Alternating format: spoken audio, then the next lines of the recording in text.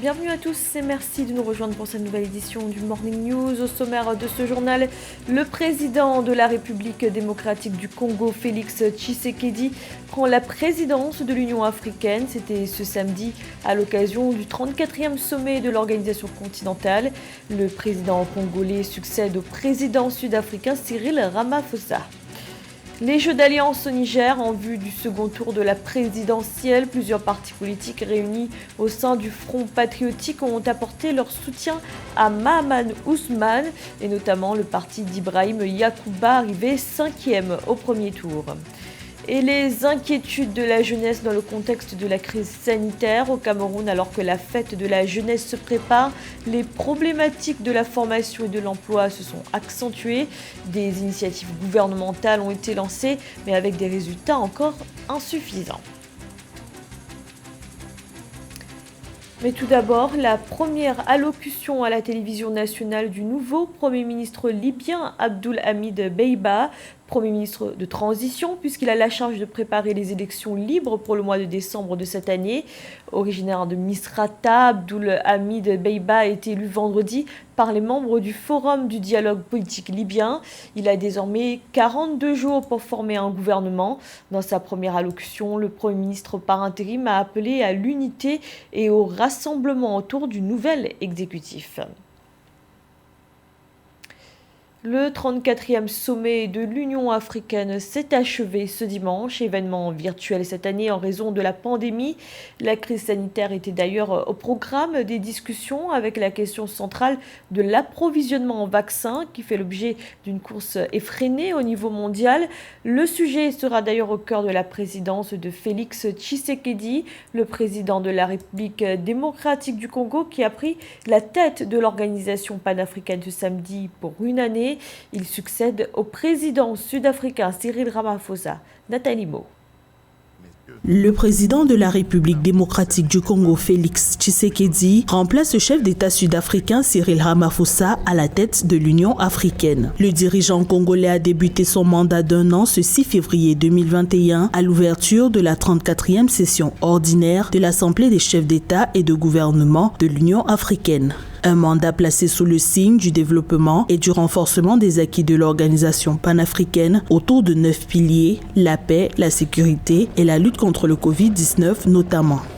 Dans une stratégie avec les communautés économiques régionales, nous allons conjuguer nos efforts pour renforcer la paix et la sécurité, poursuivre l'opérationnalisation de la zone de libre-échange continentale africaine, promouvoir une renaissance de la culture, des arts et du patrimoine africain, lutter contre les changements climatiques, accélérer les projets intégrateurs.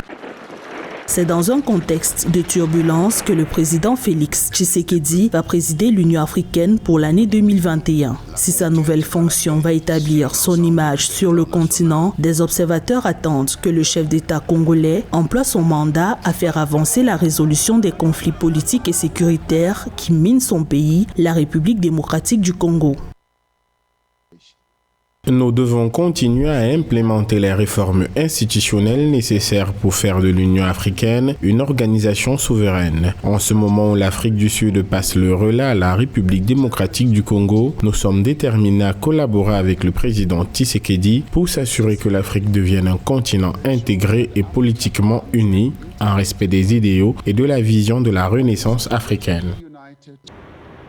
L'année écoulée a été pleine de défis pour les pays du continent africain. La pandémie de Covid-19, les restrictions dues à cette pandémie et leurs effets sur les économies, mais aussi la montée des crises sécuritaires ont marqué l'année 2020 sous la présidence de Cyril Ramaphosa à l'Union africaine. Le vœu du président sortant de l'organisation panafricaine, renforcer l'intégration continentale et poursuivre les réformes de l'Union africaine.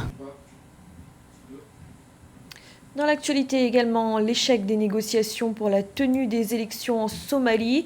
Alors que les scrutins présidentiels et législatifs ont été fixés au 8 février, le président Mohamed Abdullahi Mohamed n'a pas réussi à obtenir un compromis des 5 États régionaux. Des désaccords qui concernent principalement le Jubaland et le Puntland.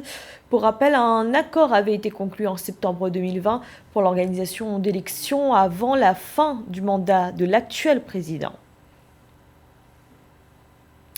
Au Niger, les jeux d'alliance se poursuivent en vue du second tour de la présidentielle prévu le 21 février. Ce vendredi, le candidat Mahaman Ousmane a reçu le soutien du Front Patriotique, une coalition de partis dont le MPN Kinchin Kassa d'Ibrahim Yacouba.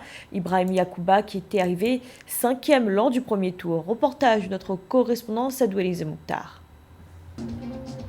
Le Front Patriotique, présidé par Ibrahim Yacouba, candidat du mouvement patriotique nigérien MPN Kishinkasa, arrivé 5e lors du premier tour de la présidentielle avec 5,38% des suffrages, a décidé d'apporter son soutien au candidat Mahaman Ousmane lors du second tour. Dans une déclaration commune avec le candidat indépendant Amadou Seydou Issoufou et une dizaine d'autres formations politiques, le Front Patriotique a fait le choix du changement. Le Front Patriotique appelle-t-il l'ensemble de ses militantes et militants et au-delà l'ensemble du peuple nigérien à voter massivement le candidat Mahaman Ousmane afin que les Nigériens retrouvent enfin l'espoir, le chemin de la dignité, de la sécurité, de l'unité et de la souveraineté nationale ainsi que le progrès économique et de rompre avec le rang déshonorant du dernier de la planète. Le second tour de la présidentielle se joue entre Mohamed Bazoum, candidat du parti au pouvoir, le PNDS Taraya, arrivé en tête lors du premier tour avec 39,30% des voix, et l'ancien président Mahaman Ousmane du RDR Tchengi ayant obtenu 16,9%. Le choix de la candidature du président du RDR Tchengi, Mahaman Ousmane, est la suite logique de l'engagement pris par le Front Patriotique avec les partis membres de la coalition CAP 2021.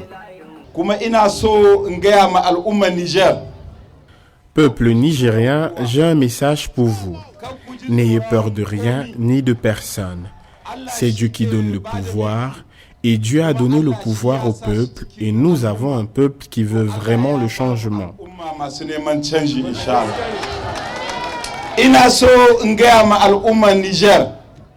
Je voudrais dire au peuple de ne pas avoir peur.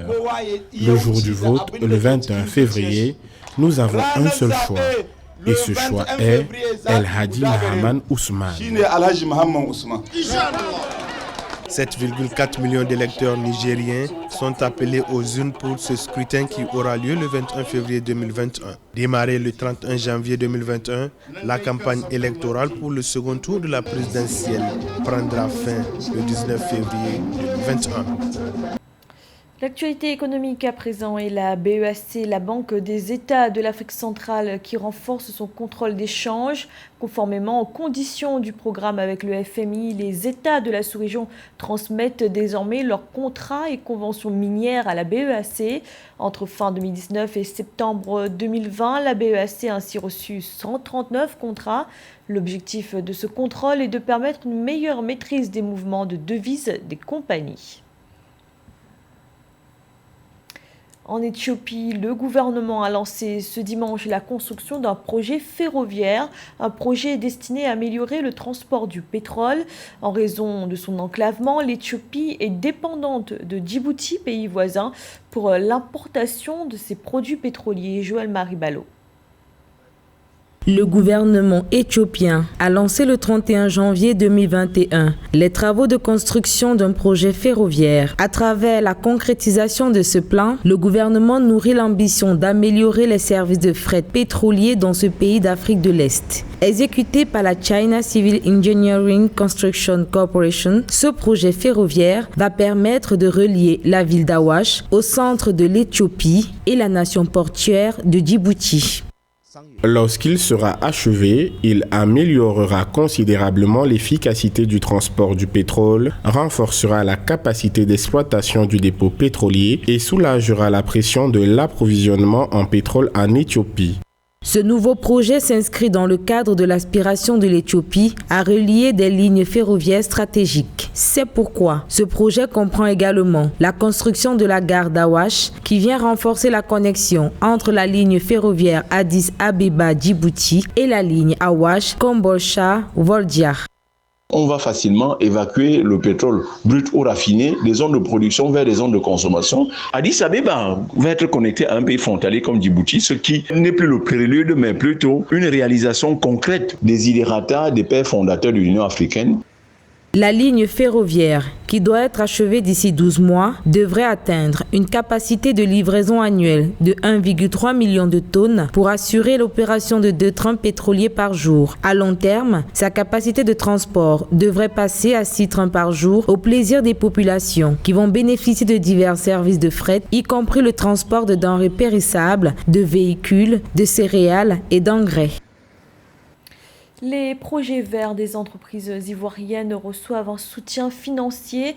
La Confédération générale des entreprises de Côte d'Ivoire a signé une convention en ce sens avec l'Agence française de développement et l'Union européenne. 1,64 million d'euros vont être alloués au projet d'énergie renouvelable. Samantha Saberou-Saboubanga. En Côte d'Ivoire, l'Union européenne et l'Agence française de développement ont décidé d'appuyer financièrement les projets verts des entreprises dans l'adoption des énergies renouvelables et de l'efficacité énergétique dans leurs activités. Les deux partenaires proposent une assistance de 1,64 million d'euros pour accompagner les entreprises ivoiriennes à réaliser les changements nécessaires. Ce financement vert a pour but de travailler avec les banques locales dans le pays à faible revenu. Ce programme résout 4 gros problèmes. Le premier problème, et je crois que c'est le plus important, c'est le financement des PME-PMI. Sur le continent africain et en Côte d'Ivoire en particulier, il y a un potentiel économique très important, mais les fonds pouvant permettre à ce potentiel d'éclore sont très rares.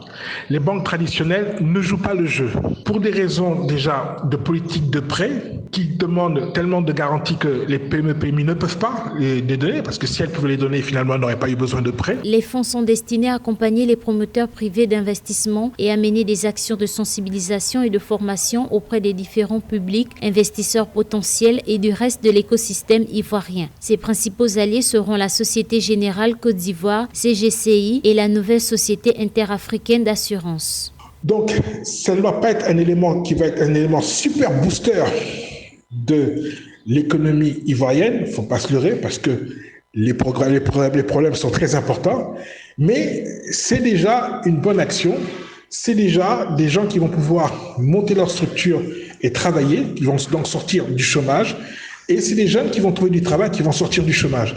Et si sur 1000 jeunes, vous en sortez 10, c'est déjà 10 de sortie, il vous en reste beaucoup encore, mais vous en avez déjà sorti 10.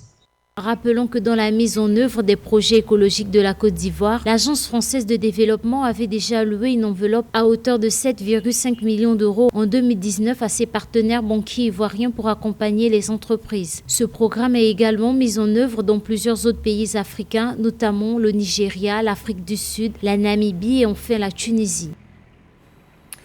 Le Cameroun se prépare à célébrer la fête de la jeunesse le 11 février prochain, mais cette année, une difficulté de plus s'est rajoutée. Il s'agit de la crise sanitaire. La pandémie et les restrictions liées ont eu de lourdes conséquences sur la scolarisation des jeunes, mais également sur l'emploi. Marie-Raphaël Tolo. Au Cameroun en 2020, l'avènement de la pandémie de la Covid-19 a hypothéqué la scolarisation de plus de 7,2 millions d'élèves et étudiants sur l'ensemble du territoire. Une situation qui accentue la problématique de l'éducation et de la formation qui reste un défi pour les autorités de ce pays. Les chiffres indiquent que la part des dépenses d'État consacrées à l'éducation reste insuffisante. Elle atteint difficilement 6% du PIB national tel que prescrite par la norme mondiale. À côté de cela, le décrochage, la déperdition, les crises sécuritaires dans certaines régions du pays restent un frein majeur à la scolarisation des enfants et des jeunes. L'État est le principal employeur au travers de la fonction publique. Mais il faut se le dire sans risque de se tromper que toute la jeunesse n'entrera pas dans les grandes écoles normales pour être des fonctionnaires d'État. Pourquoi? Parce que À un moment donné, l'administration ou alors la fonction publique constitue un véritable mammouth improductif. Il faut créer un véritable cadre de dynamisme, de pragmatisme et d'entrepreneuriat de sorte à ce que les jeunes puissent entreprendre et sortir de l'ornière du chômage.